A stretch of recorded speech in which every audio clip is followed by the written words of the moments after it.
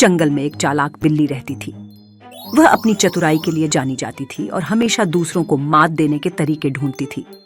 एक दिन वह एक भालू से मिली जो जंगल में नया था।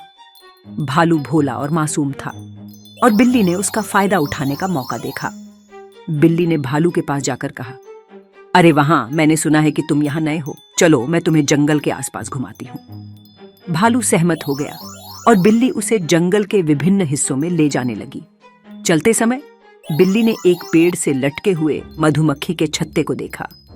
उसने भालू से कहा, वह स्वादिष्ट शहद का छत्ता देखो, मुझे यकीन है कि यह बहुत मीठा है, क्यों न तुम ऊपर चढ़कर इसे हमारे लिए ले आओ।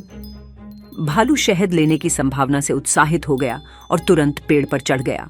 जैसे ही भालू मधुमक्खी के छत्ते के पास पहुंचा, मधुमक्खियों ने उस पर हमला करना शुरू कर दिया। भालू को कई बार डंक मारे गए और वह पेड़ से नीचे गिर पड़ा।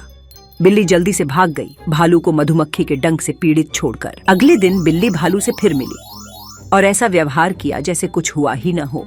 भालू अभी भी भोला था और उसे किसी शक की कल्पना नहीं थी। बिल्ली ने उससे पूछा कि क्या वह उसके साथ मछली पकड़ना चाहता है। भालू सहमत हो गया और वे पास की नदी में चले गए। बिल्ली ने तब भालू से कहा, मुझे अधिक मछली पकड़ने की एक गुप्त चाल पता है। आपको बस अपना पंजा पानी में डालना है और मछली के आने का इंतजार करना है। भालू ने जैसा कहा गया था वैसा ही किया और जल्द ही उसका पंजा दो चट्टानों के बीच एक दरार में फंस गया। फिर बिल्ली ने अपने असली इरादों का खुलासा किया और कहा, तुम ऐसे मूर्ख हो, मैं तुम्हें धोखा देने के लिए ही तुम्हारी दोस्त बनने का नाटक करती थी। अब तुम यहां हमेशा के लिए फंसे हो। भालू को अपनी गलती का एहसास हुआ, लेकिन तब तक बहुत देर हो चुकी थी।